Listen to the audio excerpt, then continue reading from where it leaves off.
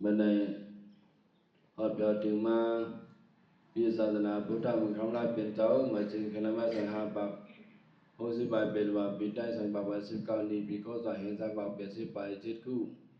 แม้เมื่อเกี่ยมันดาวดูถึงมาเดินหาดอกเลยมา7คำปีกระเสย25ถึงในเบอร์19วันตามที่บางตราอูทั้งหงสาเกี่ยวอูทั้งหงสาวิตายันอันโดนคำสาเจ้าเกจูสาเจ้าสุคำทั้งเมชาวนาเขาอนุเวศสังให้เป็นปางไว้ตราอูทั้งหงสาว่าเส้นนั้นเลยเมื่อในก็ตุบุตรพรเจ้าเดลมา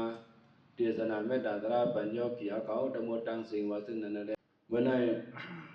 เจ้าที่มาเทศนาเมตตาตราปัญญากิจริงในเจ้าเขาทั้งหมดทั้งสิ่งหูคอตราวันเมื่อไหนเจ้าเลือกไว้ว่าสตุระเรขาภาวนาหูคอตราว่าก่อนสตุระเรขาภาวนากับบัญญัติเดียวเป็นถึงมากับวิปัสสนากับยาวอันกันเหตุการณ์ตราวิปัสสนากุฏิกุตังจิมดอกเมืองนางเมืองนั่นเป็นอันดีโจมจอมเตบอกว่าเมื่อเจ้าเขาดึงเลขได้ก็ไปปนเลขกันให้การตราวิปัสสนากาจองกรรมฐานให้การกรรมฐานในปนเลขกันปนส่งกันก็มาอ่านด้วยในวันเจ้าเขาอ่านมานังกันตรานั้นมือป่านนั้นเราได้มี3-4เฮือนไว้3-4เฮือนในเฮือนเจ้าเขาได้ก็ปานังอูตั้งเมอกันมาตาสีมาจ้องอูทำหงสามาจ้องตมายงมาจ้องกรรมฐานเนี่ยอูเขาเมียเขาบนบ่อห้องถือว่านุ่งกรรมฐานในกรรมฐานเนี่ยเพราะนั้นเนี่ยน้องกินน้องย่างก็เจ้าเขาก็เนื้อปากก็บ่ได้สูงใจห้ำน้ำแต่สูงพักอยู่นั่งคิวห้ำน้ำอยู่ที่เฮือนก็ตาปูหาปลาหาปืนนกปืนหนูจังเบิ่นก็อูเมมเกียบพอมาด้วยมือป่านนั่นเนี่ยลองเหตุการณ์กรรมฐานเนี่ยได้ไปบ่เดิมแต่ไหนพอมาได้ปีหน้าเนี่ยเรียกว่าผมจอมปีที่จอมเจ้าเขาเตี้ยๆว่าเนี่ยในเวียงตายานเขาเป็นที่ย่ออุมุทมุสาเด็กก็เหตุปังตรามากุปีในปีหน้าอันที่ผมจอมแถมเวลาจ้องเขาที่วันกาดเนี่ยก็เหตุเป็นปังตรา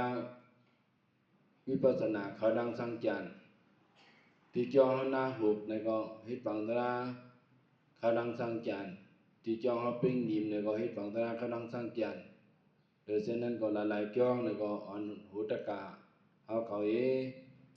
เป็นใน3 วันก็เฮ็ด3 วันเป็นใน5 วันก็เฮ็ด5 วัน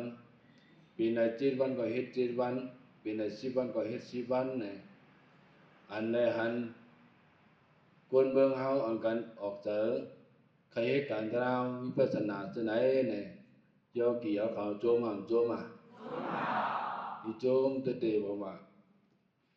ที่เรียกว่าป่องเจอมาดังนำทั้งหลายย้อนเบอร์จะชาเขาแล้วก็อันกันตึกส่วนหอปันที่หลายต่างสัมพันธ์เปิ้นเกี่ยงกำตราในเฟซนอนไลน์อะไรในหันวานเปิ้นเมืองเปิ้นในก็อันกันเหตุการณ์ตราวิปัสสนาที่ไหนในเป็นในว่าโจมเตะบุญดาเพราะว่าควรเฮาหนึ่งก็เพราะว่าเฮามีลองเหตุการณ์ตราวิปัสสนาที่ไหนในคุณนั้นออกควรหมดรอบศาสนาแล้วนั้นมันหันต่างมันมีตราการตราวิปัสสนาได้ไปเอาอดีหันต่างออกพ้นหลอดสัมสาระเนี่ยสุขหาเนี่ยก็สัมสาระเนาะปั่นมาตั้งเตียวสัมสาระตั้งตีสัมสาระนั่นนะก็หู้ไรพระก็หันไหนสัมสาระในปั่นมาจานเนี่ยจานเป็นผีเป็นก้นเป็นสัตว์เป็นช้างเป็นผีเป็นก้นใน30ผงผ้าเนี่ยปั่นตรงปั่นเก่าดีที่อำจังออกพ้นหลอดในสัมสาระเพราะอะไรขันธามาเนี่ยก็ ก็เลยเกิดก็เลยเท่าก็เลยเป็นก็เลยตายก็เลยขึ้นเกิดขึ้นเท่าเป็นตายในที่ในบรรดาสัมสลายย่อก็เป็นอะไรในเขายามมือเหลียวยกเขียวเขามาให้กันตราวิปัสสนาเขาดังมี6 วันมาเหมือนนายาวในอันนี้ก็หนังเอสมบูรณ์ปีดินแห้งกำจอยน้ำเจอทัดเจอยกเขียวเขานั้นในเมื่อในสมัยเดือเอาโคตรานว่าสตุราและข้าภาวนาในโคตรว่าแห่งไงก่อนสตุในบอกว่าสีอาและข้าในบอกว่าเปิดบ้าภาวนาในบอกว่าเพเดินในภาวนากรรมฐานเอานั้นภาวนาในบอกว่าอันนำไปเป็นไปมีไปหู้นั่นคัดใจให้เปลี่ยนมามีมาผู้มานั่นอันหนึ่งอันเปลี่ยนเย้ามีเย้านั่นให้มันเพดเดินแถงนี่นั่นอันหนึ่งต่อห้องว่าภาวนาเนี่ยในการภาวนาสีเบิงนั่นเมื่อไงนั้นเป็นสังหลายหลาเป็นได้จึงหูรูปมาได้หมายหนึ่งพุทธานุสติภาวนาเนี่ยหมายหนึ่งว่าไงวะพุทธานุสติภาวนาหมายสองสามเป็นเมตตาภาวนาหมายสองเป็นหางเหรอหมายสองเป็นเมตตาภาวนาหมายสามสามเป็นมรณานุสติภาวนาเนี่ยหมายสามเป็นสังมรณานุสติภาวนาหมายสี่มาสามเป็นอาสุภภาวนาเนี่ยหมายสี่เป็นหางเหรอภาวนาแล้วก็ขึ้นว่าด้วยขึ้นก้าวหนึ่งให้ตรงเลยเนาะพุทธานุสติภาวนาเมตตาภาวนามรณานุสติภาวนาอาสุภภาวนามีหลายမျိုးสี่မျိုးเราเดี๋ยวมาเอาดังสี่မျိုးnàyมาต่อไต่ใครนี้สับแดงนี้ยกเกี่ยวเขาเนี่ยจำหนังว่าพุทธานุสติภาวนาเนี่ยสุกาเฮาฮาเป็นเจ้าคืออย่างพุทธภาษาในย้อนเปิดสังเดเฮาเป็นเจ้าคืออย่างพุทธภาษาละเนี่ยย้อนเปิดตั้งยุ่มยามเฮาย้อนเปิดหังเนาะย้อนเปิดตั้งยุ่มยามเฮาตั้งยุ่มยามที่พลาเนี่ยตั้งยุ่มยามที่พระตราสังฆาตั้งยุ่มยามที่แล้วก็พระตราสังฆาจะเมื่อเรียกมือเลี้ยงอูเฮาเมเฮาเขาหนึ่งเขาสมบูรณ์มีลองยืมยำเดือพระตราสังขารนั่นอ่อนเฮากว่าการกาเกียงการดูกาไว้ตามที่พระตราสังขารในเสพกาอันสุกาหาอ่อนกันจับซุบจับปากบูตาสีลุ่มไหลสิบอนั่นกองใบพราวนะโมตัสสะภะคะวะโตอะระหะโตสัมมาสัมพุทธัสสะเนี่ยตรงใดกูก็ไล่กูก็ไล่กูก็กูกวนว่ากูวันตรงใจแล้วก็ติดบอกมันว่าเนี่ยจ่อหัวนะโมตัสสะไปก็หมูติดบอกมันเนี่ยเขาหลู่ตรงใดลีหัวอันนั้นลีหัวเพราะว่าห้ามหูติดบอกมันว่าได้ว่ากว่าอยู่อันหูติดบอกมันเนี่ยมันบ่ตื้อยำเรื่องไหนเนี่ยอันนั่นเจออันเฮาตียุ่มยำเดือพุทธะพระแม่เจ้านั้นมันบ่เป็นหูปากเต็มมันได้เป็นหมอก50-60หมอกกันนั่นไว้ย้อนเบอว่าสังย้อนเบอศรัทธาตราพุทธจินอันนั้นมันจังรู้จังเหลียวแลเนี่ยเพราะว่าเฮาฮู้กลุ่มกุนบนเงาพระเป็นเจ้าติวบาเป็นสิ่งได้ศรัทธาตราพุทธจินเฮาเนี่ยก็มันจังมันกึมได้อยู่เนี่ยอันว่านะโมตัสสะภะคะวะโตอะระหะโตสัมมาสัมพุทธัสสะเนี่ยว่าอยู่กูมือกูว่านาติบอกมันเนี่ยยกกี่เขาทั้งหมดตั้งสิไปว่าจอมเนาะก็ขาคู่ไว้พระเป็นเจ้าอันอ่องกิเลสาผู้สัจจะสีบาผู้ใหญ่หนาหรืออานันติกาก็ขาคู่ไว้พระเป็นเจ้าอันอ่องกิเลสาผู้สัจจะสีบาผ ผู้ใหญ่นาหรืออานันติคาอเขาคาคู่ไว้พระเบียนเจ้าอันอ่องกิเลสา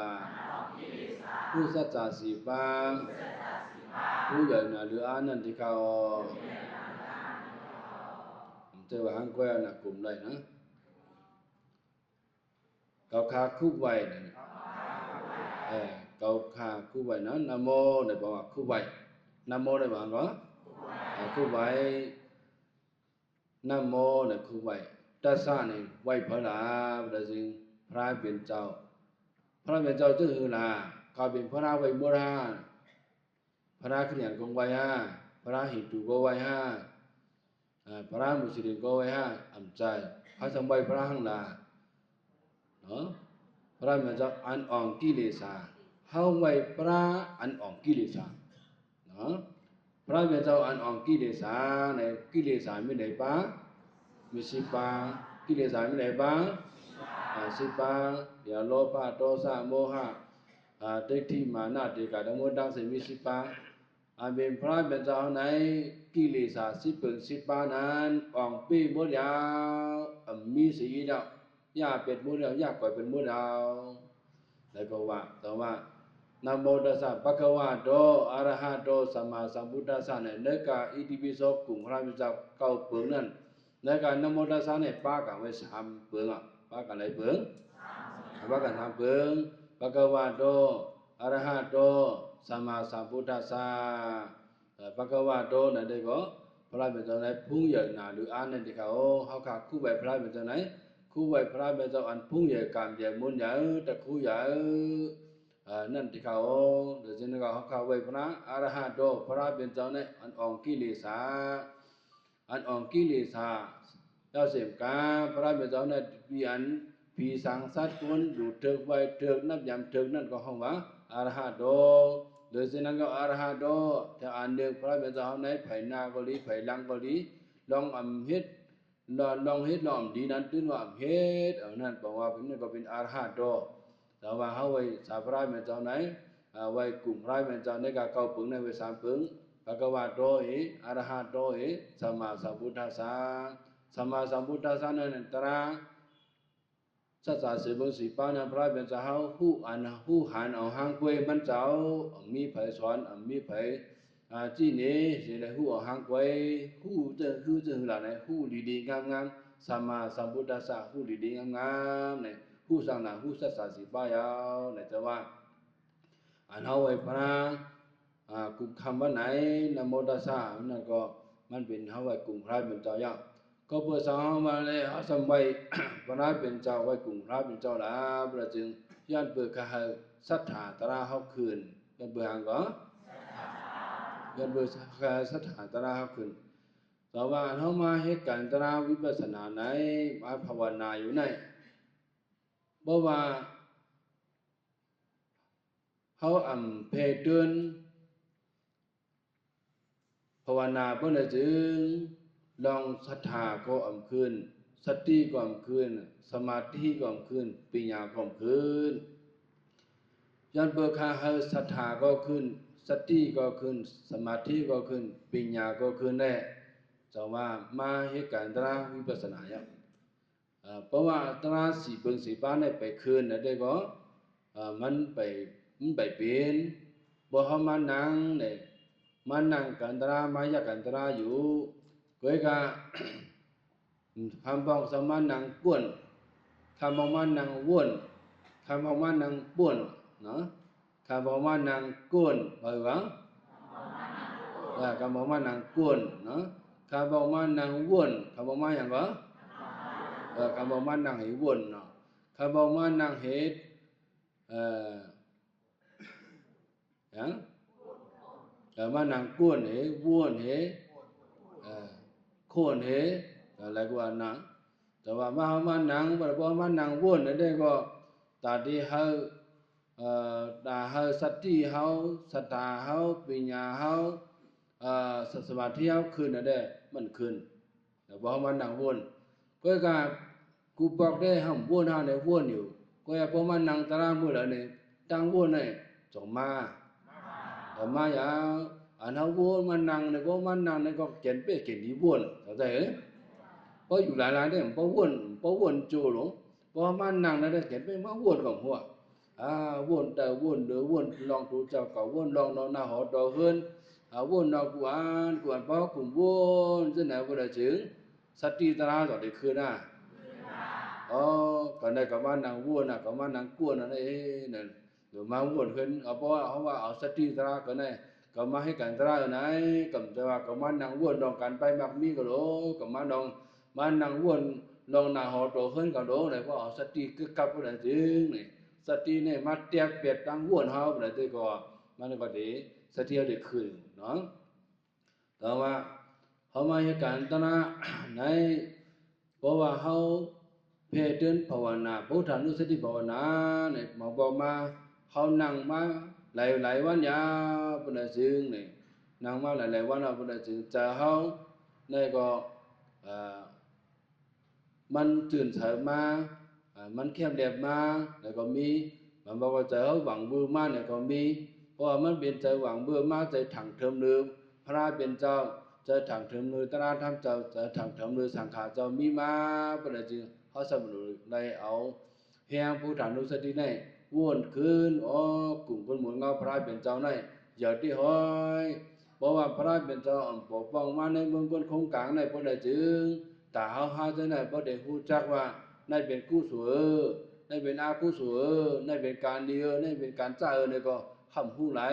ว่ะก็เป็นอะไรพระเป็นเจ้าปกป้องในเมืองคนคงกลางในตาเฮ็ดให้ป้วนเมืองคงกลางนโมตั้งเสียงผู้ลองกู้สวยอากู้สวยลองดีลองจ้าใจในสิจะปกป้องเป็นมาอย่างก็เป็นอะไรกลุ่มพระเป็นเจ้าในอยากกว้างเท่ๆเนี่ยพอเขาเดือดหูกลุ่มกู้หมุนเงาพระเป็นเจ้าเป็นอะไรจึงศรัทธาเขาในอันมันเตรียมยุบยอมศรัทธาเนี่ยบอกว่าสังนั้นที่ยุบยอมพระราชขันธ์ในเขาไล่โดยฉะนั้นก็เจอจื่นเจอเสาเจอจื่นเสานั่นเขาว่าศรัทธาในเขาไล่ก็บางในนี้ก็แล้วในพอเจอจื่นเสาเป็นอะไรจึงเจ้าในจื่นเสามีล้อผ้ามีล้อผ้ามาย่อมปันมีโตสะมาย่อมปันมีล้อผ้ามาย่อมปันเจอจื่นเสาเสาดีนาเนี่ยเพราะว่าเจอจื่นเจอเสาดีนาเป็นอะไรจึงตัวเขาในใครให้การดีใครให้การดีใครให้การด่านหน้าใครดูใครต้านเนี่ยก็เพราะว่าเจอใครดูใครต้านปกมาเนี่ยเพราะว่าเจอศรัทธามันเจอจื่นเจอเสามันมีมากเพราะว่าขบมือเขาใจออกใจโลภะคือออกใจโตซ่าออกใจโมหะเนี่ยใจเขาเนี่ยเก่าเสาไว้นะว่าลำยา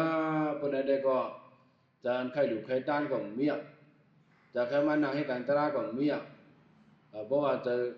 ออกใจลำมาออกใจโตซ่าโมหะมาเป็นอะไรจึงเป็นต่อยต้องขึ้นมือให้การตระก็ต้องใครขึ้นมาก็เบื่อหางในยันเบื่อใจเขาเนี่ยใจเศร้าไว้น่ะก็เป็นนั่นแหละอันเขามาให้การตระเนี่ยก็บอกว่าเขามาสุขสีใจเขาไว้มาสุขสีใจเขาใจเขาเนี่ยมันเลยขำตั้งย่อมกูมือกูวันนั่นแหละเอาทางย่อมหลับเลยจึงอากุศลย่อมใส่กูวันอ่ะแต่ก็เขาตั้งบ้วนด้วยการเนื้อต่อถึงการคำเนี่ยอันเขาบ้วนลองดีลาดลองดีเฮ็ดลองดีเฮแลอันเขาดัดลองจ้าบ้วนลองจ้าเฮ็ดลองจ้าเนี่ยอันเล่นนำสิเปิ้นอ่ะอันจ้าน้ำอันดีน้ำอันจ้าน้ำเนาะก็ว่าอันจ้านั้นสำคัญกันไม่ได้หายหลายหายหลายมันเหมือนหนังหางเลยเหมือนหนังแผ่นยิบโม่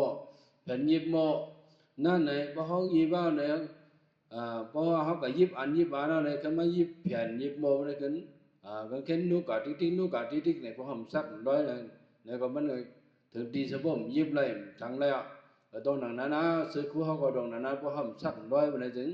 มันก็ดีคือกาถึงดีบ่มนุ่งไรนั่นน่ะนั่นได้เป็นดอกบางอย่างเพราะเป็นใจเขาเนี่ยพอหอมสุกหอมสีเพราะนั่นจึงพอหอมเอาตาราสีเป็นไม่เพราะนั่นจึงใจเขาเนี่ยมันแค้นเก่าสาวดำมาหลายจัดหลายปัญญาแต่ว่าเอามาให้การตราวิปัสสนาเนี่ยก็บอกว่าการเป็นการอันสุขสีใจเขาบ่มุดใส่นั่นยาวเนี่ยแต่ว่าพอจะเขาเดข้านมาพอจะเขาเดอ้วนมาพอจะออกขี้ข้านมาพอจะดีออกที่จะดีมาวันเดียวจึงเดี๋ยวคุกจะได้กลุ่มพระเป็นเจ้าพระเป็นเจ้า มีมาเลยเขาจะอะไรมีสูตรตื้อตั้งหลีเลยหู้เหตุการณ์นี้ที่ไหนไหนเพราะว่าเขาวนอะไรที่ไหนบ่ได้จึงเพราะว่าศรัทธาเขาขึ้นมาสติเขาขึ้นมาสมาธิเขาขึ้นมาปัญญาขึ้นมายาวเนี่ยก็นั่นเลยก็เป็นพุทธานุสติภาวนาเมตตาภาวนาเนี่ยทำไมเมตตาภาวนาเมตตาเอาเนี่ยเมตตาเนี่ยมันเป็นสะโพตราอันคาฮาเฟินไล่ลีไล่เปลี่ยนไล่กัดไล่เย็นใครเฮ็ดทางบันปูนพรปางเปิ้นปูนเปิ้นให้บ่ไล่อะไรอยู่ลีกินลีเข้มเรียบๆนั่นเจอนั่นเป็นเพราะว่าเจอเมตตาเนาะเจอเมตตากำลังเจออันคาไลปุณดาตูเจ้าเก่าเนาะคาไลปุณดาตูเจ้าเก่า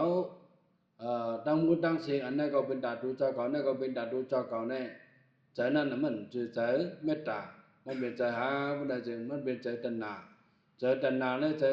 เมตตาเนี่ยมันแข่งง่ายกันเพราะว่าสภาวะมันเหมือนกันตั้งหักเมตตาเนี่ยตั้งหักเลยเมตตาเนี่ยมันก็เหมือนกันเนาะเมตตาเนี่ยมันเมตตาจื่นเฉยเนี่ยมันเป็นวุฒิด่าเป็นมุ้นๆอ่ะเพราะว่าตั้งหักนั่นนะวุฒิด่าตูเจ้าเก่าก็เป็นอะไรเมตตาเนี่ยมีอยู่3เปิงมีหลายเปิงวะ3เปิงหนึ่งในกายกรรมเมตตาวสีกรรมเมตตามโนกรรมเมตตาว่าดูกายกรรมเมตตาวสีกรรมเมตตามโนกรรมเมตตากายกรรมเมตตานั้นอันแค่เอาตัวเฮาเองกะจ้อยกะเทียมเปิ้นเนาะเอาตัวเฮาเองกะจ้อยกะเทียมเปิ้นลองเปิ้นปิ้งลองเปิ้นเตรียมทนอันนั้นเนี่ยเอาตัวเฮากะจ้อยเปิ้นก็มื้อนั้นยอเขียวเขาก็ให้กันเฮ็ดไว้วิจารณ์ในกันในเที่ยวฮื้อในพวกในหย่อมือฉะนั้นเอาตัวเฮาเองกะจ้อยเปิ้นนั่นก็เป็นกายกรรมเมตตาอันเฮาเอาโซเฮาลาดบันหาเปิ้นเมียนจอมเส้นตังอันเมียนอย่าหาเปิ้นเฮ็ดผิดเฮ็ดผลอย่าหาเปิ้นได้รู้ได้สู้ให้เฮาเอาโซเฮาลานั่นให้เฮาว่าบ่สิกรรมเมตตาอันเฮาเอาใจเฮาว่นถึงตาเปิ้นว่นตาเปิ้นว่นตาเฮานั่นเป็นมโนกรรมเมตตาเนี่ยแต่ว่าเมตตาเนี่ยมันก็เฮียงอยู่เต้ๆแต่ว่าเมตตาภาวนายาวเพราะว่ากูอันนี้เมตตาภาวนานำนะเนี่ยวันทำติออกปีเลยสังหลาเนี่ยออกปีเลยโตซ่าออกปีหยังก็ออกปีเลยโตซ่ากูเฮาไหนตูก็ไปเป็นยหันตาเนี่ยโตซ่ามันถึงมีไว้โสดาบันก็มีโตซ่าสกทาคาก็มีโตซ่าเพราะอนาคามาเนี่ยก็เทียบไปแล้วโตซ่าเนี่ยเพราะอนาคาเนี่ยมีโตซ่าเวลาสุก็เฮาหาจะไหนได้เป็นตึกเป็นเด็กข้าบุกกูเตือนมาเกี่ยงกับต้องมุดตั้งสิ่งเนี่ยโตซ่าเอานั้นหูกาตึกมีอยู่หางแผงมันมีโตซ่าเนี่ยทำลูกดีเลยมาเนี่ยลูกดีอายงหาบึงหาปามาอันเขาหาในเนี่ยเมียนจ้าก็เป็นโตซ่าเนาะเลยงี้นี่ก็เมียนจ้าก็เป็นโตซ่าเลยโดมอายเมียนถูกเมียนจ้าก็เป็นโตซ่าเจ้านั้นเลยกินอันวันมันซุปมันปากเขาก็เป็นโตซ่าพอไม่หนานะก็เป็นโตซ่ากัดหนานะก็เป็นโตซ่าก็เป็นนั่นแหละแปลว่าเป็นโตซ่ามาเป็นแต่จึงนี่เขาสมบูรณ์เอาหางยุดยาหนาโตซ่ามีอยู่ที่ไหนแต่ว่าเพเข็นนอกตัวเพเข็นนอกตัวนั้นมีอยู่เพเข็นนอกตัวนี่ก็เอาสังเฮกังตึกไหลอยู่สิตาก็มันมาตาสิเพเข็นนอกตัวนี่เพเข็นนอกตัวเข็นดงนอกตัวนี่ยันสูนอกตัวนี่มากูมือกูวันอ่ะมากูเข็นกูข้าวกูยามอ่ะก็ว่ากูเข็นกูข้าวกูยามเข็นนอกตัวนี่อันเป็นโลภะโทสะโมหะมานะทิฏฐิติกาทั้งหมดทั้งสิ้นกิเลส10นั่นเป็นเข็นดงนอกตัวนี่มาตึกตัวมาตัวเฮากูเจ้าในวันคำว่ามาตึกตัวเฮากูเจ้าในวันคำก็เป็นอะไรเพราะว่าเฮามีตระตัดเดขึ้นเป้มันก็ได้จึงนี่เฮาก็ได้ซุ่มเพเข็นนอกตัวเฮายาวเนี่ยก็เป็นอะไรเพเข็นนอกตัวจังนัดกว่ามาเป็นนั้นโลเพราะว่าเฮาหันอันหังดีเพราะว่าหันอันดีทำคาไลเพราะคาไลเป็นโลภะก็เลยเพราะเฮายินอันดีเฮาทำคาไลเพราะคาไลเป็นโลภะเพราะเลยรวมอันตัวเมียนจะเฮาทำเป็นโลภะทำเป็นว่าเป็นที่ไหนเนี่ยอายุกรรมกหาบึงหาป้าอันดีมาดีหูดีตาดีโสดีทางเฮาต้องหมดตั้งเสียนั่น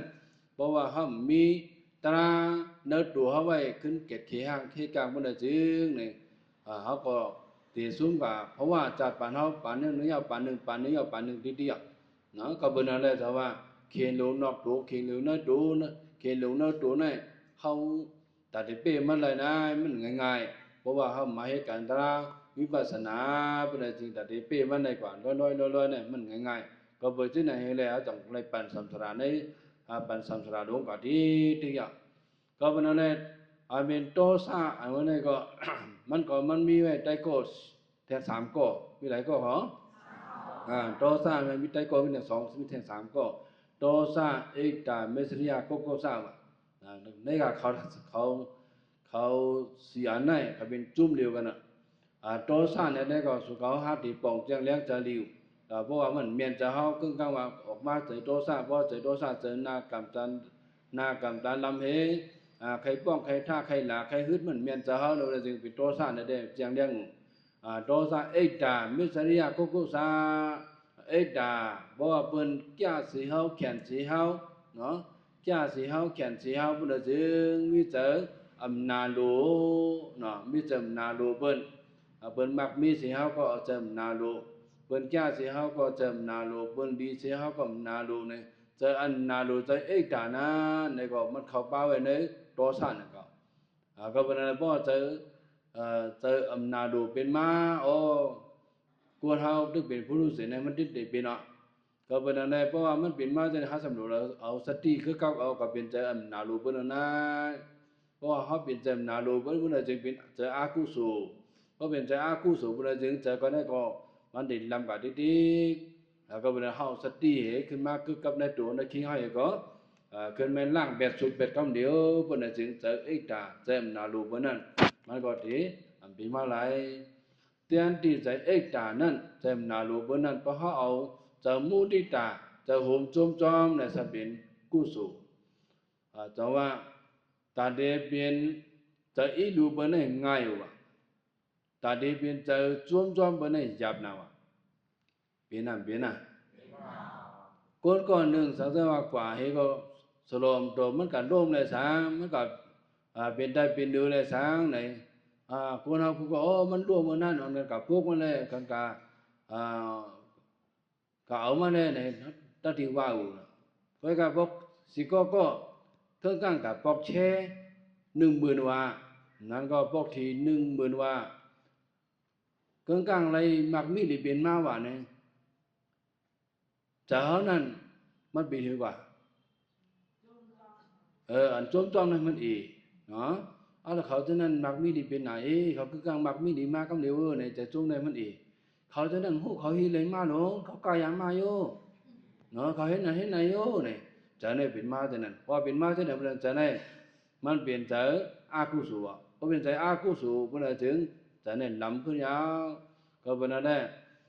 อันเป็นใจก็ตัวซาเนี่ยเอกตาเมสริยาเนี่ยจะเป็นใจทีใจยังก็ใจทีใจเหนียวเนาะใจทีใจเหนียวเนี่ยทีห่างพังว่ะเนาะทีเจอคือพี่น้องว่ะทีจราว่ะทีตั้งหูว่ะใช่ไหมมีมิสริยาหาปึงหาปาไว้ก็ไว้ก่อนมิสริยาลองทีเหนียวอันนั้นอันเจ้าก็มีนั่นใครปันเปิ้นล้านเฮาว่าใจทีใจเหนียวนั่นก็ปาไว้ในจุดต่อซ่านก็เป็นใจทีใจเหนียวนั่นก็มันเฮ็ดให้ใจเฮาลำมันเฮ็ดให้ใจศรัทธาเฮายอมกว่าก็มันนี่หาใจเมตตาเฮายอมกะดีมาเป้เมตตาเฮานั้นเป็นใจโตซาก็ดีมาเป้ใจเมตตาเฮาเลยใจเอกตาก็เป้ใจเมตตาเฮาใจเมสริยะใจถีเหนียวก็เป้ใจเมตตาเฮาเดินชนมาใจโกโก้ซาลองใจเนียงลองเนียงใจฉะนั้นก็มันเป็นอันที่มาเป้เมตตาเฮาไหลเนี่ยจะว่าเพราะว่าเป็นมาใจโตซาลองใจลำใจกับได้สังใจเอกตาลองใจนารูปันได้สังใจเมสริยะใจที่ใจนิวได้สังใจโกโก้ซาใจเนียงที่นั่นได้สังเนี่ยเขาเดียวสังปีมันนะเนี่ยเขาหลอเมตตาปีมันวะเดี๋ยวหางปีมันก็เขาหลอเมตตาปีมันแต่ว่าเมตตานั่นเขาแต่เลยจำแต่เลยที่เอาปีมันละเนี่ย อันดังสุดนะครับจะเลยเพเตือนส่งเมตตาติโตเจ้าเก่าอ่ะจะไรอย่างก็เก่าขานั่นเลยคำว่าไหนอยากคิดใจอยากไม่ใจอยากนั่งใจอยากมีพี่เกณฑ์ให้กันเย็นเสียกันในส่งเมตตาติโตเจ้าเก่าอันดังเพราะว่าส่งเมตตาติโตเจ้าเก่ายาวนะโตเจ้าเก่าเตรียมทวนเนี่ยนะคือส่งเมตตาบันก็อันเฮามืดกือเนาะก็อันเฮามืดกือจำใจเฮาปีเฮาน้องเฮาเมเฮาอูเฮาอันเฮาฮู้จักทั้งหมดทั้งสิ้นเจ้านั่นน่ะคือสมเมตตาบรรเขาเพราะว่าไม่สามารถคือสมเมตตาบรรพลาพระจึงอันเฮาฮักจังนั่นเนาะก็อันเฮาฮักจังนั่นเราขึ้นสมเมตตาบรรเขาหมายสีมาเราขึ้นสมเมตตาบรรก็อันเฮาจังก็อันเฮาจังนั่นมันก็จะจังมีอยู่นึงก็นึงไหลนั่นเราขึ้นสมเมตตาบรรเพราะเป็นอะไรจึงเขาเดียวเมตตาเนี่ยก็เป็นอะไรโตซาเป็นอะไรเอกตาเป็นอะไรเมสริยาเป็นอะไรกุศลยาวเนี่ยสว่าเมตตาภาวนากรรมฐานเนี่ยหมายสองเนาะถึงว่าหมายสามมรณานุสติกรรมฐานมรณานุสติภาวนามรณานุสติภาวนาเนี่ยก็บัวมือซึ่งมือสั้นก็เป็นเมื่อเช้าเขาถ้าเช้าเขาก็ในตีห้อยอยู่ห้อยเสร็จแล้วก็วันนี้ก็จะเด็กขึ้นมาห้อยในทางอีกหนึ่งมรณานุสติมรณานุสติมรณะอนุสติลองคุกจะเลยตั้งตายคุกจะเลยหางก็ลองคุกจะเลยตั้งตายเอาในกวนเขาในเมื่อตึกหนุ่มตีหนึ่งเนาะเมื่อตึกมักมีหนาตีหนึ่งเมื่อตึกมีอำนาจอย่างหนาตีหนึ่งขับบอกคุกจะเลยตั้งตายเนาะมันคุกจะเลยตั้งตายเมื่อตึกหนุ่มตึกกำตึกห่างลีนั่นบอกคุกจะเลยตั้งตายวะเป็นน่ะเมื่อเขาหนุ่มเมื่อไรจึงเมื่อเขาตึกหนุ่มถ้าเขายกเขียเขาจึงตั้งม้วนด้วยเมื่อเขาตึกได้สัก12 13 14ขวบจ้ะนะเนี่ยตึกปรุงตึกเรียนได้กว่าอะไรกินอะไรนอนอะไรจ้ะนะเวลาจึงตั้งตายเอาน่ะจะหาต้นบัวน่ะถ้าบัวถ้าว่าห้ามหัวตายบ่คนเอาดีบ่บ่มเป็นอาสักเตรียมเตรียมปากบ่ได้จึงเอาเตรียมตายเขาได้เอาเตรียมตันตายอ่ะเนาะครับนั่นแหละบ่มื้อเขาหนุ่มหนานะห่างดีหนานะในลองตั้งตายนี่ก็มันคุกจะได้ก็ได้บ่ว่าบ่เอามากมีหนานะเนาะมากมีลิเป็นหนานะเนาะมากมีลิเป็นหนานะอย่างก็เต็มอย่างก็ปิ้งใจลองกินลองย่ำก็เลยกินข้าวดีพักบานหนูกูตาเนาะคนหนุ่มตั้งไว้เนี่ยก็ผมมามีมาซื้อก็แล้วเลยคอยเบิ้ลเลยซื้อนึกตาเสเนาะเราอยู่ด้านซ้ายเนี่ยก็เป็นมีเฮิร์นมีเย่เข้มๆแหลมๆสีมีรถมีกามีพวงมีอินเทอร์เน็ตมีไวไฟเต็มที่ทนอย่างก็ปิ้งอกปิ้งเจอมากมีลิเป็นเนี่ยก็ตั้งใจนั่นก็คุกจะอะไรวะจะเป็นเนื้อเขาเคยลืมก็เนี่ยก็ได้ตายเนี่ยต้องคุกจะอะไรเป็นมาลาดลองตั้งใจนั่นแค่พิจารณาจะใจเมื่อคุณอาจจะว่าโกนอันตึกหนุ่มตึกการไม่ห่างลีเรียบเล่านั่นก็มันคุกจะอะไรตั้งตายวะโกนอันมากมีลีเป็นเตรียมทนกูซื้อกูลองนั่นก็คุกจะอะไรตั้งตายวะโกนอันอำนาจมีอำนาจเตรียมทนที่ยังเป็นนั่นมันเชื่อเป็นมีอำนาจขุนเมืองเขาจะไหนเนาะขุนเมืองเขาจะนั้นลาทางเป็นนั่นเห็นนั่นเลยก็เป็นว่าจอมอกจอมใจเขาเป็นอะไรจึงนั่นก็คุกจะได้ตั้งตายเนาะก็เป็นอะไรเพราะห้ามคุกจะได้ตั้งตายเนี่ยก็เขาเดมคุกจะได้เหตุการณ์ที่กู้สู้นั่นน่ะก็เป็นอะไรลองคุกจะได้ตั้งตายเอาไหนมันดูแลคุกจะได้อยู่กูเจอในวันคำกูมือกูวันอ่ะกูวันเดี๋ยวกลางในตอนถึงกลางค่ำพอกลางในเมืองเลี้ยงมาเนี่ยโอ้ก่อนเนี่ยก็ไปตั้งตายนี่เนาะก็ถึงมีเมืองคนของกลางอยู่เนี่ยก็เอากูเอามูลจำเจ้าเก่าในลูกออกพามาสุนาสุตายก็คุกจะได้ผงพระแม่เจ้าคุกจะได้ลงท่านเราตั้งตายเนี่ยก็เนี่ยก้นหาวจำหนังว่าตั้งตายเอาเนี่ยมันมีสีเมียวเนี่ยยกเขียวเขาก็ที่ใกล้เลยยินดูตาสิตั้งตายเนี่ยมีไหนเมียวก็สีเมียวก็เป็นสังในก้นสังในตายล่ะสังถามว่าเนี่ยจึงสาธิพิเศษสาราพิเศษมรณะเนาะย้อนเปิดเกิดมาอย่างเลย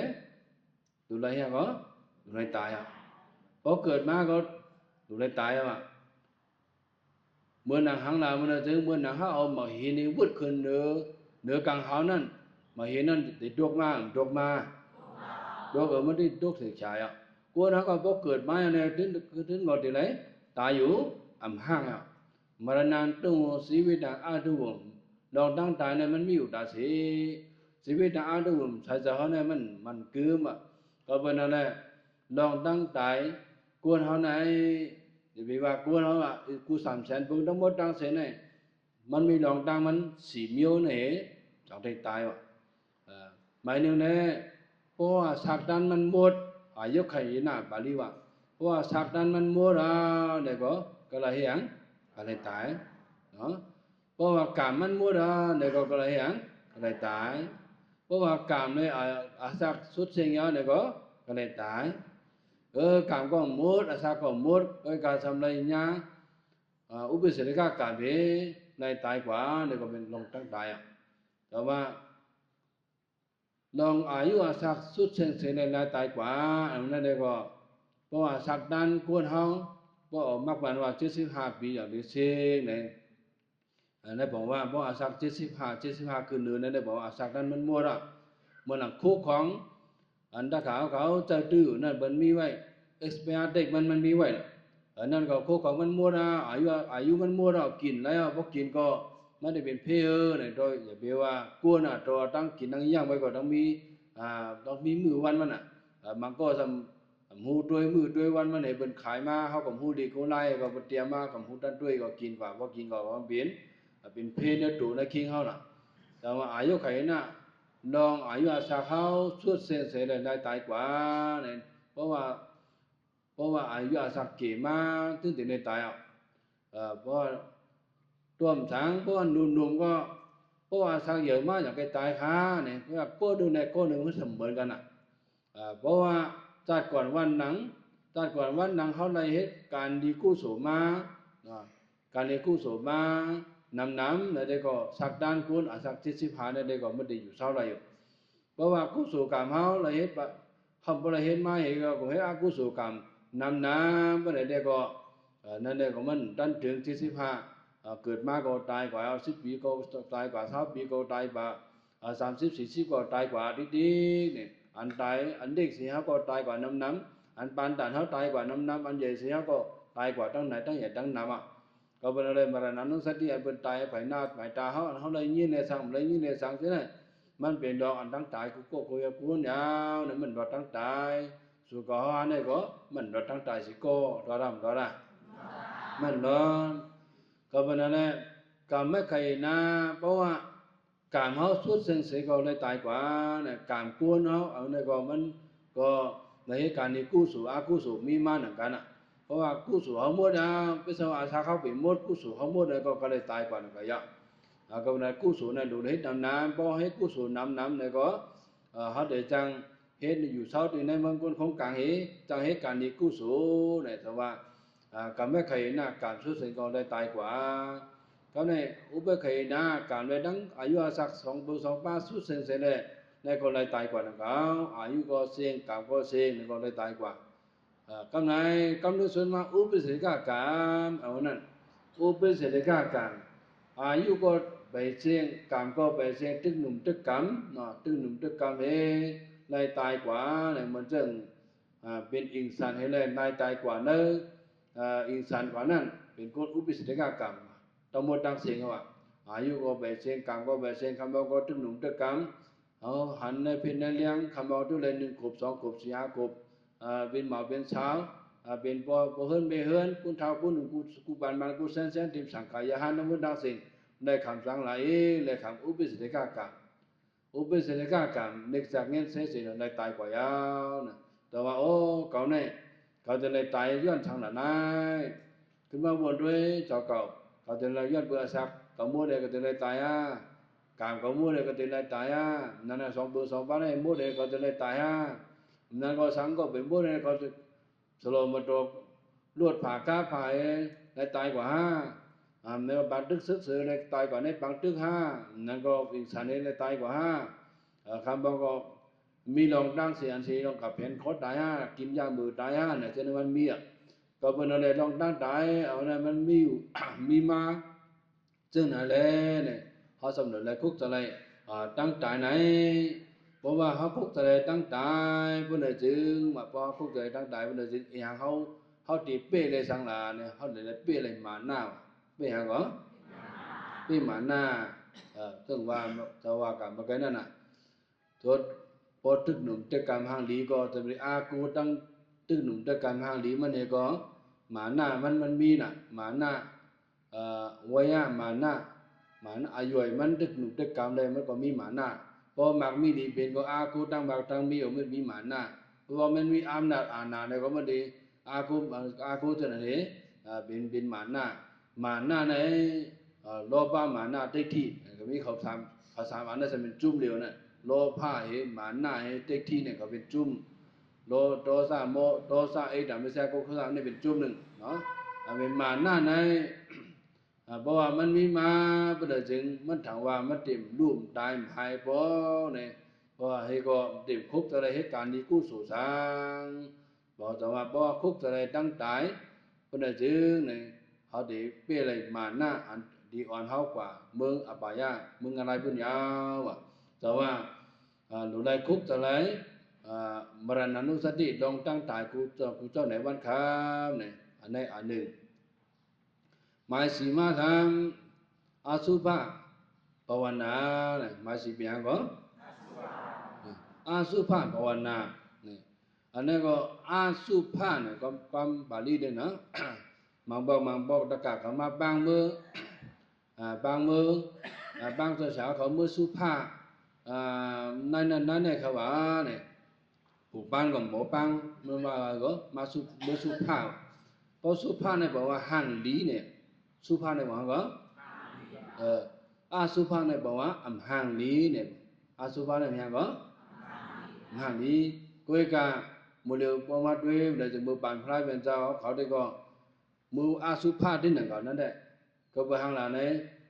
ดูตายก้นเนี่ยเปิ้นใส่กอมเนี่ยเปิ้นใส่กอมให้วางไว้ให้นั้น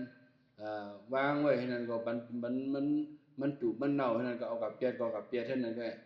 มือเหลือเนี่ยขึ้นมาอาสุภาเนี่ยขึ้นมาเฮ็ดสุภาน่ะเนาะเอามาใส่กอมใส่สังเฮ็ดที่ค่ำใส่ผ้าเพเนี่ยก็มันปริโกนะดีโกเนี่ยเพื่อสมาเมื่ออาสุภาอยู่ในสิ่งนั้นก็มันหาเนาะตั้งอิเศษมันตั้งดีอย่างมันจะได้มันเลยหาเนาะให้ในเมื่ออาสุภาอยู่มาเว้ยก็เป็นอะไรต่อดีเด็ดอาสุภาเนี่ยบอกว่า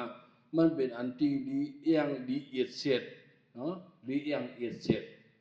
ดีอย่างอิเศษเนี่ยเขาจำหมดไปดูคิงเขาเนี่ยดูคิงเขาเนี่ยเอาตั้งนอกให้ตั้งนะเอาตั้งนะให้ตั้งนอกเนี่ยจ้างมาเฮ็ดด้วยเพราะเขาหันตั้งนะน้องมั่วๆเนี่ยจะเขาเนี่ยเป็นยังไงจะลีอย่างหรือมีเหรอก็เป็นอะไรเพราะว่าจะลีอย่างมีนะจะลีอย่างอิเศษดูคิงเขามีมาเป็นถึงจะใครเนี่ยต้องมีแต่ว่า32ก็ฐานได้อันมีอยู่ที่ดูที่คิงเขาตั้งเดียวคนโหตอนนี้ก็คนโหมีกูก็เนาะคนโหเนี่ยป้อมีหนึ่งก็โหเนี่ยจะห่างลีป้อมีในวันพักนู้ห่างลีเนาะแต่ว่าคนโหแต่ว่าลีเองลีเสร็จคนโหมันนั่นห่างลีน่ะเนี่ยก็มาย้อนเอาเมื่อไว้ในตึกในตาเขาเนี่ยมีว่ามันมีพิสว่ามันห่างลีนั่นเนี่ยก็ย่าว่ามันเป็นคนโหจู่เขาก็ย่าคนโหผัวเขาก็ย่าคนโหเมียเขาก็ย่าก็ดีเนาะคนโหไม่เมื่อไว้ดีเฮือนี่ก็ใครด้วยตาเสียนี่มีว่าจะนั้นมันมีแต่ว่าคนโหเนี่ยจะเอียดเสียได้มีเสียได้เสียเด้อเมื่อนั่งยอกี่ยิงเขาจะเป็นชาวจะเนี่ยคนโหชุกซีมชายตาเสียสุกสายตาเสีย1 วัน 1 บอกเด็กสุด2 วัน 1 บอก3 วัน 1 บอกเลยพอห้ามสุกสายคนโหเนี่ยไม่เป็นยังไงมันหอมมันเหม็นมันเหม็นนั่นเป็นอาสุภาเป็นสุภาอาสุภาแต่ว่าคนโหเนี่ยพอห้ามสุกสายเป็นอะไรก็มันก็เหม็นมาเนาะมันเหม็นมาสิ่งการสัมผัสมีเห่ามีสังวะเนาะก็เป็นอาสุภาเนี่ยมันเวทด้วยไกลด้วยติดตัวเขาเนี่ยก็แล้วคนหัวเขาพอห้ามสงสัยมีนี่ก็หัวเขาก็พอห้ามสงสัยก็มันห่างลีมันอิเศษมันห่างลีมันแคมแดบพอวีเนี่ยก็มันดีด้วยนั่นแหละ แต่ว่าคนโหเขาบ่หลีด้วยอาสุพานเขาบ่เป็นสุภาในเลยดุมลากุวันต่อใจการในเมืองเลี้ยงมาบ่ดูวีอ่ะบ่ดูตาบัดกุวันอ่ะบ่เป็นฉะนั้นก็หัวเนี่ยมันอาสุภาครับไม่ข่าวเขาได้วีขายเอาไว้เนี่ยก็ขายอะไรก็ถงไว้เลยบ่การในเกณฑ์ในกลางเปิ้นก็สำรวจให้มันห่างลีกับดีเลยดีนั่นเนาะดีเลยดีนั่นก็เฮาหมุนเจ้าในขาวได้ก็ยันเบิ่มันสุกสักนั่นน่ะคนโน้นน่ะเฮาถ่ายเป็นบัวแล้วนะมันมีทั้งเฮาถ่ายแบบก็6 วันนึงบอกโหลดขึ้นถ่า7 วันนึงบอกทำโหลดขึ้นถ่ามันก็สุกสักก็แค่ก็มันแค่เหตุตะกะเขายิงกะตะกะเขาได้สุกสักต้องคนโน้นเนี่ยปีใจเปิ้นนางยิงเขาคนใจหนุ่มเขาบ่ได้แค่หน้าก็การย่อมันสอบมาก็มันย่อมันขาวก็มันก็ย่อมันของว่าลูกลายบ่จีก็มาคำไข่งอว่าก็มาไข่เพี้ยวว่านั่นกาคนหัวก็ง่ายๆเนาะก็เป็นเฮาหมุนเจ้าได้ขาวมันสุกสักน่ะก็จะได้ปาดเป็นบุแล้วนี่ท้าเป็นแค่หน้ามันก็สุกสักสุกสักตัวมั้งได้เป็นคนหัวไว้ก่อนนะเคยมาด้วยกันตั้งหน้าเฮาเนี่ยก็พอทำสุกเองสุกนาย2 วันไปหรือว่าต้องอยู่ไรอยู่ไรทุกเขียวอี2 วัน3 วันอย่างอยู่ไรอยู่ไรมันเป็นหรือว่า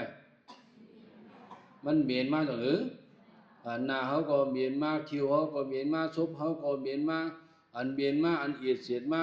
อันออกมาดังคูดังเขาอันออกมาดังซบเขาอันออกมาดังตาเขาอันออกมาดังหูเขาออกมาจ่าร่าฮกเก่าอันเนี่ยออกมาดังมดดังเสียงเนี่ยมันเป็นอันเอียดเสียดมันเป็นอสุภาพบุญหมดอ่ะก็เป็นอะไรฮะดูใกล้ว่าดูก่อนได้มันเป็นอสุภาตัวดูก่อนได้ก็เลยโปเอียดเสียดนะยาวดูก่อนได้ก็โปเอียดเสียดนะยาวก็การพูดเฮาจะยังเอาวิสาสุมกุมงุ้มตันมาเนี่ยทำจะใครในอันดูเอียดเสียดแทนก้อตั้งใจมีก้ออย่างก็ใครแทนก้ออย่างแทนก้อตั้งใจอันนั้นในยันเบื่อหางล่ะยันเบื่อโลภะยันเบื่อหางยันเบื่อโลภะยันเบื่อตัณหาโลภะแต่เราบ่เฮาภาวนาบ่เฮาภาวนาด้วยอสุภภาวนาบ่ได้จึงแต่ที่ว่าใครไล่เที่ยงเอานั้นมันมีว่ะนะแต่ที่ว่าใครไล่เที่ยงมันมีแต่จะมีว่าใครไล่ดูบ่น่ะดูเจ้าก็ได้ต้องใครไล่ว่ะเพราะว่าเฮาอสุภภาวนากุวันอยากด้วยดูเฮาเนี่ยมันเป็นดูอสุภะเนี่ยจิหูดอกใบดินเนี่ยก็อันมีจอมอยู่จอมหนังเฮาเป็นขี้ไข่กูจื้อกูลองอันออกมาในตัวในคิงเขาเนี่ยเป็นอันเอเสียดม้วนๆอ่ะตัวมันก็ในตัวเขาเป็นเอเสียดเป็นดีอ่างม้วนๆอ่ะก็ประเด็นเพราะว่าพอเขาใกล้ๆเฮ็ดบันอสุภะกรรมฐานเพิ่นได้จึงอสุภะภาวนาอยากด้วยตัวก็ในอย่างก็มันคือเห็นอยู่อีสานก็มันเป็นอันเอเสียดหลายมันเป็นดีอ่างดีเวยหลายๆเพิ่นได้จึงเนี่ยเขาได้เป้ไรตัณหาเขาได้เป้หยังก็เขาได้เป้ไรตัณหาเนี่ยบอกว่ามันใครไล่ใครไล่หยังใครไล่ใครไล่ยาวใครไล่เตียงนั่นน่ะย้อนเบื่อตัณหาเนี่ยเขาไล่ปั่นสันทราวที่นั่นน่ะเพราะว่าเขาหันอันห่างลีเนี่ยบอกว่ามันเป็นสุขเวทนาเพราะสุขเวทนาเพราะว่าเขาหันอันห่างลีเขาหันพงอันห่างลีวันนั้นแหละเขาก็หันไอ้พงเข้มเวลาจึงก็หันมาอะไรเนี่ยมันบอกว่าสุขเวทนามันหันอันห่างลีมากเพราะหันอันห่างลีมากเนี่ยมันคือการยังตัณหาขลายเพราะว่าขลายมาในขลายยั่วๆนะตัณหาพิเศษอุปาทานใจจับล่ะใจจับเพราะใจจับในสมองทุกคนพอเจออันมีมีเมก็ทุกเมก็เมใครไอ้พงใครอันนั้นในอะไรทุกเมก็ซื้อบันว่าเอาที่ว่าที่เขาก็ว่าจ้องก็ว่านั่นก็ว่านิดนั่นเดี๋ยวเบิร์ใจติดใจจ้อยน่ะเพราะใจติดใจจ้อยอะไรเขาก็คำเยอะแล้วอะไรเมเขาก็เยอะแล้วอุปาทานพิเศษบ่าวซื้อบันเนาะซื้อบันไอ้พงอันนึงเนาะเป็นมาบ่าวพิเศษสาธิอะไรมาพงมาอันนึงพงอันนั้นก็มันเป็นสัพพะอันนี้ซากันก็วันหนึ่งมาก็มันก็ดีเก่ากว่าว้าวกว่าเทิงกว่าเนื้อกว่าวันนั้นก็มันเป็นสาระพอหึงมาก็หลายปีมาก็คอยกันแล้วก็เป็นบารณะขึ้นพอเป็นบารณะลู่เลี้ยวไปพงก็เลี้ยวยาวนั่นก็พงเนี่ยสักสุดเส้นกาก็ลีเฮียงมันชุดกาก็ลีนั่นก็สโลมันโตมันตุกหายเลยก็ลีนั่นก็มันกัดตุกคอยก็ลี สังเกตหยิบหญ้าก็ลีก้อยก็ยาบ่ก้อยก็มีหยังเป็นมรณะพงเฮาก็เป็นมรณะเปลี่ยนน่ะแต่ว่ากู้เฮาเป็นมรณะก็เป็นพงเฮาคู่ของเฮาทั้งหมดทั้งสิ้นเนี่ยก็เป็นมรณะหมดอ่ะเป็นมรณะเป็นมรณะโสกปริเทวะทุกขะสัมทันอุปายาสะโอ้เป็นโสกะเป็นเต็มดีงามเป็นห้องให้เด็กก็ทั้งหมดแต่ว่าลองสาธิตสารแบบที่มรณะเด็กก็ทั้งหมดทั้งสิ้นไหนแต่ว่าเปลี่ยนกู้เอาไว้คู่ของทั้งหมดทั้งสิ้นจะก็มาจังรู้จังเดียวจะหายเป็นมุมๆอ่ะแต่ว่า1 วันไหนฮัลโหลไรในหัวบ่ได้มีแห่งเจอที่สถานแห่งเจอสถานตระนานฮัลโหลไรคุกคนวนถึงกลุ่มพระเป็นเจ้าพุทธานุสติภาวนานะหือดูเจ้าก็เลยสังเปิ้นได้เปิ้นเลยสังสมบัติเลยอยู่กันอย่างซื่อใสเลยมีเจอกันเย็นอยู่โฮมหอมจ้อมกันนะเฮาได้มีเมตตาภาวนานะหือเฮาสมบัติคุกแต่เหตุการณ์นี้กู้สู่อยู่ได้สิเหมือนยอกเกี่ยวเข้ามาเหตุการณ์ตระวิปัสสนาเนี่ยรู้วนว่าโอ้ก็ได้ตายมื้อไหนก็ได้ตายมื้อผู้ก็ได้ตายมื้อไหนมื้อผู้ก็นะจุก็ไปตายเนี่ยก็ดอกคับแต่เหตุการณ์ดีนำก็ดอกยักษ์ตระนำเนี่ยเพราะว่าเฮาตั้งตายเนี่ยตั้งไว้ตั้งหน้าเฮามื้อไหนมื้อผู้ก็เลยจึงตัดที่ว่าคัดใจได้มันมีอ่ะเพราะว่าโอ้ก็ได้ก็ไปตายง่ายๆตึกหนุ่มโอ้มื้อใดก็ตัดที่คัดใจเหตุการณ์นี้กู้สู่มันนานก็บ่นั่นแหละแต่ว่าฮัลโหลคกจะได้มรณะนุสติตั้งตายกูมือกูวันโดยคกจะได้อสุภะภาวนาที่โตที่จริงนั้นมันเป็นเอเสดหมดบ่ดีหางหมดนั่นได้ก็แต่น่าลองคันเลยแทงตาอันดังมิ้วเนี่ยมันมีเอาเนี่ยเอาในมาใส่คอยกเกี่ยวเขาตะมดตังเสียได้เอาสัตุรารักขะตราสีเบิ่งไหนบักตอนถึงยกเกี่ยวเขาตะมดตังเสียได้อะไรมีเรียนแห่งศรัทธาเรียนแห่งสติเรียนแห่งสมาธิเรียนแห่งปัญญาเสียได้เก็บตัดเป็นต้องโลภะโทสะโมหะเสีย